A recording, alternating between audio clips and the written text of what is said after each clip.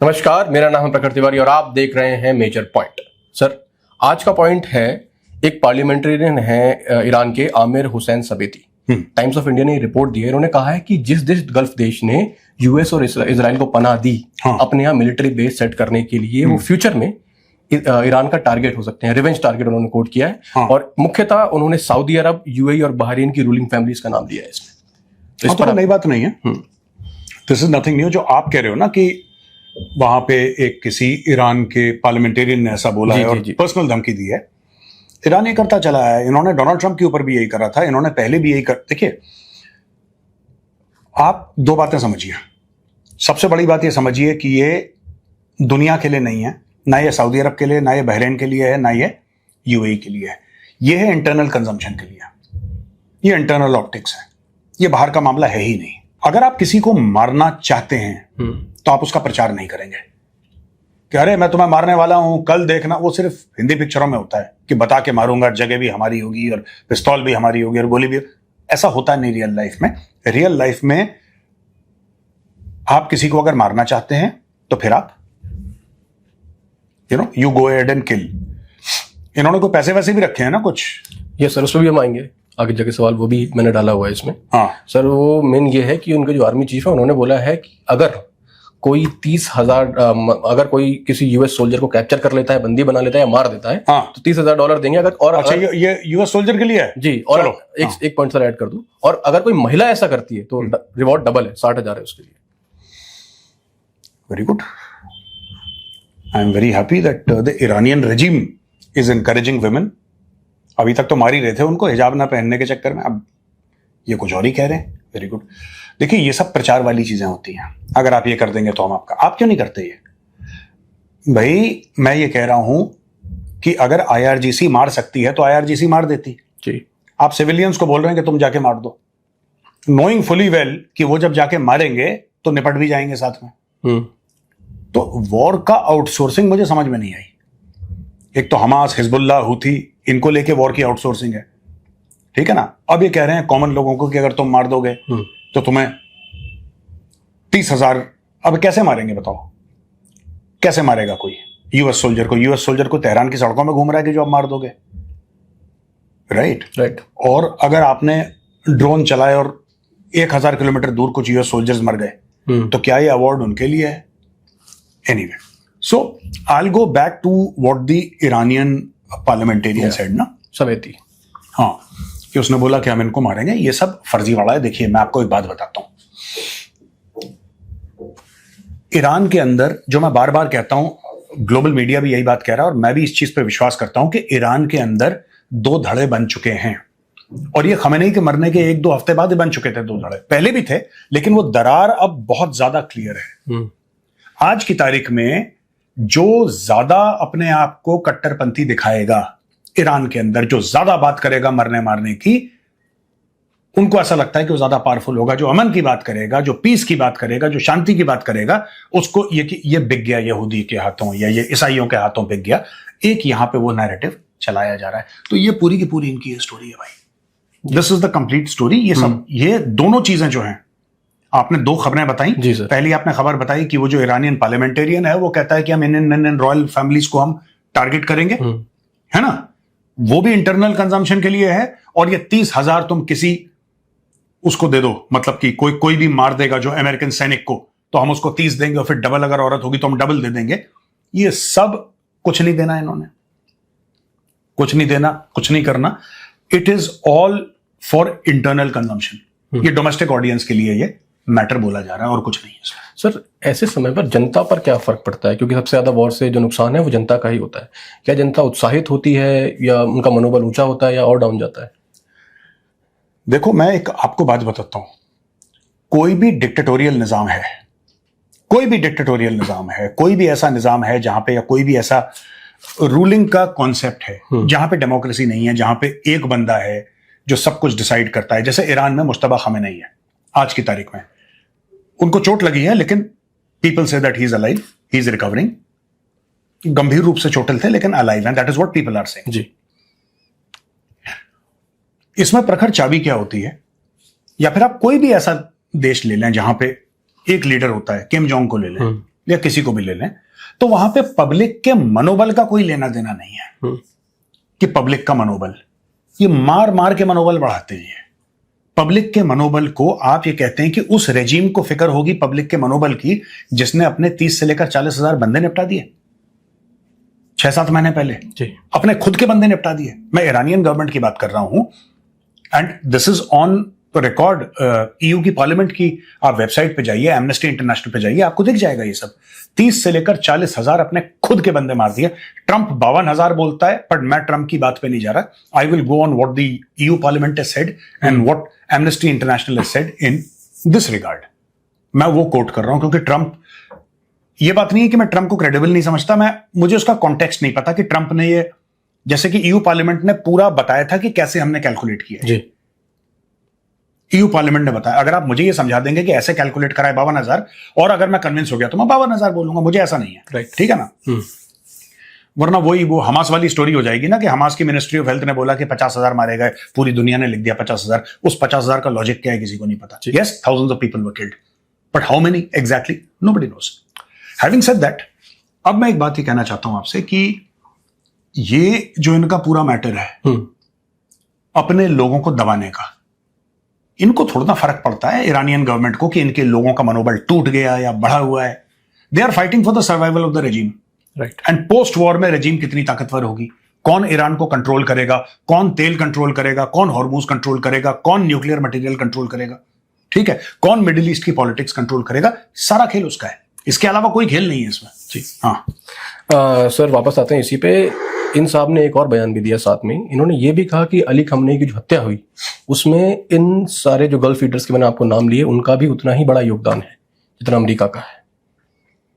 हाँ, क्योंकि उन बेसिस से टेक ऑफ करे थे प्लेन्स जी। तो इसीलिए तो, पर ये तो he is just repeating the same thing. ये तो ईरान कई बार कह चुका है पहले भी कि यू आर इक्वली गिल्टी। तभी तो भाई सऊदी अरब के बेसिस पे या सऊदी अरब के ऑयल इंफ्रास्ट्रक्चर पे ईरान क्यों अटैक कर रहा है? Why is it attacking? It is attacking because of this only. Right. जी सर, आगे बढ़ते हैं। सर मक्का समझौता जो हुआ, मक्का डिफेंस पैक्ट, उसमें कलेक्टिव डिटरेंस की जो बात कही गई है कि एक देश पे अगर हमला होता है तो दूसरा देश साथ में आएगा, तो इनके बयान के अनुसार अगर हमला करता है ईरान सऊदी के ऊपर रिवेंज टारगेट बना के, तो क्या पाकिस्तान और तुर्की आएंगे साथ में? कोई नहीं आएगा, पहले भी नहीं आए। ये मक्का समझौता तो अभी हुआ है जी, जो थोड़ा फेमस हो गया क्योंकि उसमें इस तरीके का इसका प्रचार किया गया। Fact of the matter is कि सऊदी अरब और पाकिस्तान का सितंबर 2025 का एक समझौता है, सेम टू सेम जी, जिसमें यह कहा गया था कि एक पे हमला, मगर एक पे हमला यानी कि दोनों पे हमला, एक पे हमला यानी कि दोनों पे हमला यानी कि सऊदी अरब और पाकिस्तान जी, एक पे हमला दोनों पे हमला। अब ये हो गया एक पे हमला मतलब तीनों पे हमला। अभी इजिप्ट आ जाएगा तो एक पे हमला मतलब चारों पे हमला। बस ये नंबर बढ़ा रहे हैं, हमला कोई नहीं कर रहा, कोई नहीं कर रहा इनके ऊपर। बेसिकली क्या है कि आप ये देखो कि पिछले साल ये लड़ाई शुरू हुई 2026 28 फरवरी को। जी सर, इसी साल शुरू हुई 28 फरवरी को, और ये हुई फरवरी में। उसके 4 महीने पहले, 4.5 महीने पहले पाकिस्तान और सऊदी अरब की डिफेंस डील साइन हो गई थी। इसकी फोटोग्राफ देखिए आप, जो सऊदी अरब और पाकिस्तान की सितंबर 2025 को डील साइन हुई थी। ये देखिए फोटोग्राफ, ठीक है। और ये देखिए आप बयान, ये गौरव आर्या नहीं है, ये कौन है आप उसको बेहतर जानते हैं कि एक पे हमला दोनों पे हमला। Pakistan is on record, Saudi Arab is on record. उसको साइन करने के 4-4.5 महीने के बाद ईरान सऊदी पे हमला करता है, प्रॉपर सऊदी पे हमला करता है, सऊदी शहरों पे हमला करता है, सिर्फ मिलिट्री बेसिस पे नहीं, सऊदी शहरों पे हमला करता है, सऊदी ऑयल पाइपलाइन पे जो कि नॉन मिलिट्री टारगेट्स हैं उस पे हमला करता है। क्या उखाड़ लिया पाकिस्तान में? कुछ उखाड़ा हो तो आप बता दो कि जी पाकिस्तान ने ये उखाड़ लिया। कुछ भी नहीं। पाकिस्तान ने एक आती हुई मिसाइल तक नहीं रोकी। पाकिस्तान ये कह सकता है कि ठीक है ईरान एक मुसलमान मुल्क है, हम उसके ऊपर हमला नहीं करना चाहते, ठीक है, ओके, 1 मिनट के लिए ओके जी।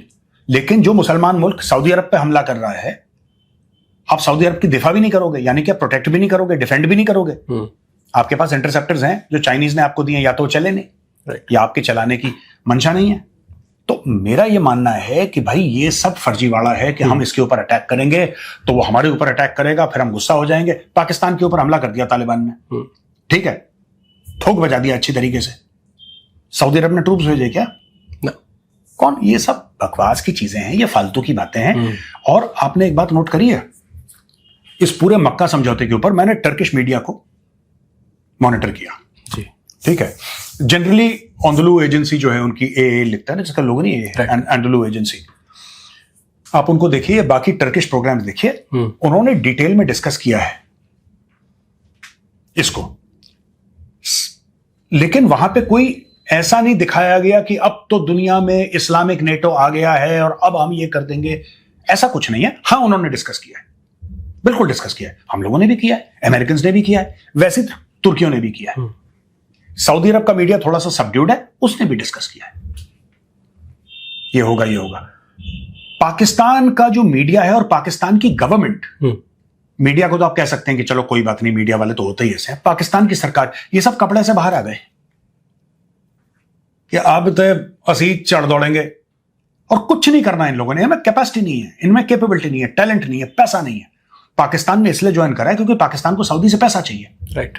लेकिन अपने लोगों को बेचने के लिए पाकिस्तान के अंदर कि हम हरमैन शरीफ की रक्षा कर रहे हैं, हम मक्का मदीना की रक्षा कर रहे हैं, we are defending Mecca, we are defending Medina, ऐसा कुछ भी नहीं है। क्योंकि मक्का मदीना को ना कल खतरा था, ना आज खतरा है, ना आने वाले कल में खतरा रहेगा जी। ठीक है। खतरा शेख को है, खतरा शेख को है, शेख को है, शेख के तेल के कुएं को खतरा है, शेख के आलीशान महल को खतरा है, शेख का जो सोने का संडास है उसमें खतरा है। खतरा कहां पे है और पाकिस्तान ने अपने आप को कितने में बेचा है? कोई पाकिस्तानी जाए और अपनी सरकार से पूछे, अपनी रियासत जो है इनकी, अपना जो स्टेट है, या Asim Munir, they are the same thing, Asim Munir और रियासत एक ही बात है पाकिस्तान में आजकल, उनसे जाके पूछे कि ये जो आप कर रहे हैं सऊदी अरब के साथ, जो आपने मुआहदा साइन किया है, कितने में हुआ है? पैसा बताइए ना, इसका पैसा बताइए। ये कभी पैसा नहीं बताते। मैं आपको छोटा सा एक एग्जाम्पल देता हूं। पाकिस्तान चाइना से हैंगओवर क्लास सबमरीन्स खरीद रहा है और अकॉर्डिंग टू मीडिया कुछ आ भी रही हैं, कुछ आएंगी, कुछ पाकिस्तान में बनेंगी, कुछ चाइना में बनेंगी, ये पूरा लंबा चौड़ा एक तामझाम है जी। मीडिया ये बता रहा है कि इस पूरे प्रोजेक्ट की कॉस्ट $5 अरब है। कितनी? $5 अरब। $5 अरब। $5 अरब। पाकिस्तान तो $1 अरब के लिए इनका फील्ड मार्शल जमीन पे लेट जाता है। शहबाज शरीफ $1 अरब के लिए लंबा हो जाता है। $5 अरब पाकिस्तान के पास कहां से आए सबमरीन खरीदने के लिए? सबमरीन आएंगी पाकिस्तान में और वो 5 अरब की ही होंगी। गेम वो नहीं है, लेकिन गेम ये है कि वो सबमरीन जो भारत के खिलाफ पाकिस्तान ने ली है और चाइना ने बोला ठीक है तुम हमारा काम करो, तुम भारत के खिलाफ खड़े रहो, हम तुम्हें फंड करेंगे, यहां तक बिल्कुल बात ठीक है। लेकिन वो 5 अरब पाकिस्तान ने चाइना को नहीं दिए। और मैं पाकिस्तानियों को यह बताना चाहता हूं कि इंपॉर्टेंट क्यों है ये, तब आपको पता लग जाएगा मेका डिफेंस डील का टोटल मामला क्या है। ये इसलिए जरूरी है ये जानना क्योंकि अगर पाकिस्तान ने $5 अरब चाइना को नहीं दिए पाकिस्तान ने, और उसकी वैल्यू $5 अरब की है और वो सबमरीन भी पाकिस्तान आ रही है, ये सब सच है। $5 अरब की डील है, सबमरीन भी पाकिस्तान आ रही है, हैंगओवर क्लास सबमरीन है, चाइनीज मेड है, ये सब पता है हमें। फिर चाबी कहां पे है? अगर पाकिस्तान ने $5 अरब नहीं दिए चाइना को, तो पाकिस्तान ने फिर चाइना को दिया क्या है? कुछ ना कुछ तो दिया होगा। मुफ्त में तो कोई सबमरीन नहीं पकड़ा देता कि ले बेटा, ले पुत्र, बिल्कुल फाड़। ऐसा तो कोई नहीं कहता ना कि ले बेटा $5 अरब, ऐसा तो अमेरिका भी नहीं कहता जी। कोई पाकिस्तानी ये नहीं पूछता आसिम मुनीर फील्ड मार्शल से कि बेटा फील्ड मार्शल सो कॉल्ड, तुम ये बताओ कि पाकिस्तान ने $5 अरब की सबमरीन, ये वही पाकिस्तान है जिससे कि $3 अरब यूएई ने वापस मांग लिए थे, इन्होंने शेख के पैर पकड़ लिए कि 3 अरब दे दो वरना डूब जाएगा। शेख ने पैसे दिए, तब जाके इन लोगों ने वापस किए यूएई को। फिर बोला कि हमने मुंह पे मार दिए। ये लाहौरी ऐसी बात करते हैं। मेरा ये पूछना है कि पाकिस्तान ने दिया क्या चाइना को? 5 अरब तो नहीं दिया, 5 अरब तो नहीं दिए, लेकिन 5 अरब की वैल्यू जरूर थी, इसमें कोई झूठ नहीं है, ये सच है। हो सकता है ज्यादा ही हो सकता है 6, 6.5, 7 अरब भी हो सकती है, पर मिनिमम 5 अरब की वैल्यू है। पाकिस्तान ने दिया क्या? जिस दिन पाकिस्तानी ये सवाल पूछेंगे कि सर हमारे पास आ गई इतनी सबमरीन और इसकी वैल्यू बताई जा रही है $5 अरब, अब $5 अरब तो पाकिस्तान की सलाहियत तो है नहीं देने की, कैपेसिटी कैपेबिलिटी नहीं है देने की, तो पाकिस्तान ने दिया क्या चाइना को? जिस दिन ये बात करना शुरू कर देंगे पाकिस्तानी, उनको एक बार क्लैरिटी हो जाएगी कि ये पूरी जो मेका डिफेंस डील है ना, ये बोलेंगे सर हमने तो इतने 8,000 फौजी अपने भेज दिए सऊदी अरेबिया, हमें क्या मिला जी। तो ये फिर चूरन बेचेंगे। आप ये मत सोचिए हर चीज पैसे की नहीं होती है, हमने बस मक्का मदीना की हिफाजत के लिए अपने, ये वो गोली देंगे। शिया भी मक्का मदीना को उतना ही मानते हैं जितना सुन्नी मानते हैं। राइट। सऊदी अरब को खतरा किससे है? हुथियों से, जी, जी। जो कि ईरान कंट्रोल्ड है, और ईरान से, और तो किसी से लड़ाई हो नहीं रही। और दोनों के लिए, चाहे हुथी हो चाहे ईरानी हो, जो कि शिया हैं, उनके लिए मक्का मदीना उतना ही मुकद्दस है जितना सुन्नियों के लिए। उनके लिए कम नहीं है, उनके लिए भी उतना ही है। तो सऊदी अरब यह कह रहा है कि ईरान मक्का मदीना पे अटैक कर देगा। सऊदी अरब ने कभी नहीं कहा। यह लाहौरियों का चूरन है। सर, पाकिस्तान से जुड़ा एक आखिरी सवाल है। हाँ।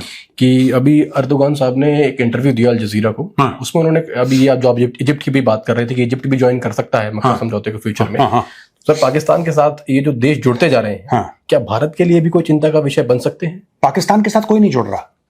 सबसे पहले आप अपना डायरेक्शन ठीक करिए। पाकिस्तान के साथ तो पाकिस्तान ही नहीं जुड़े। इनका खुद का आर्मी चीफ सऊदी अरब पे नौकरी कर रहा है। रहील शरीफ जो था इनका पुराना जनरल, पाकिस्तान के साथ कौन जुड़ेगा? कौन इतना बड़ा पागल का बच्चा है जो पाकिस्तान के साथ जुड़ेगा? पाकिस्तान जुड़ रहा है। पाकिस्तान को पैसे चाहिए, पाकिस्तान को रेलेवेंस चाहिए, इसलिए पाकिस्तान जुड़ रहा है। भारत को यह ऑफर करा था यूएस की गवर्नमेंट ने, ठीक है, और आप जाके इसको स्क्रीन पे दिखाइए इसको जी, कि become part of NATO plus. Okay, आप नेटो के मेंबर, नेटो प्लस करके आप नेटो के मेंबर बनिए। भारत ने बोला सॉरी, हमें नहीं बनना, नेटो शोटो, भागो यहां से। आप F-35 ले लो। ट्रंप ने बोला कि we are looking at giving F-35। India said no, we will not take your F-35, हमें चाहिए नहीं। हम अपने 4.5 जनरेशन उड़ा लेंगे, तुम्हारा 5th जनरेशन नहीं चाहिए, क्योंकि तुम्हारी टर्म्स एंड कंडीशंस हमें कबूल नहीं है। टर्म्स एंड कंडीशन देखो, अमेरिका के पास भारत से ज्यादा पैसे हैं जी। अमेरिका एक सुपर पावर है, बिल्कुल। many congratulations to the United States of America, we wish you all the very best। लेकिन करेंगे हम वही जो हमें ठीक लगता है। आप कितने भी बड़े 30 मार खानो, we are happy for you. Right. लेकिन कोई गलत फहमी में मत रहना कि आप भारत को बोलेंगे अरे हम तुम्हें नेटो प्लस का मेंबर बनाएंगे, और भारत बोलेगा अरे सर हमारे लिए बड़ी इज्जत की बात है। No sorry, we don't need it, भागो यहां से। बहुत बहुत धन्यवाद सर हमसे जुड़ने के लिए। Thank you very much. और आपका भी धन्यवाद बने रहने के लिए। मिलते हैं अगले एपिसोड में। जय हिंद।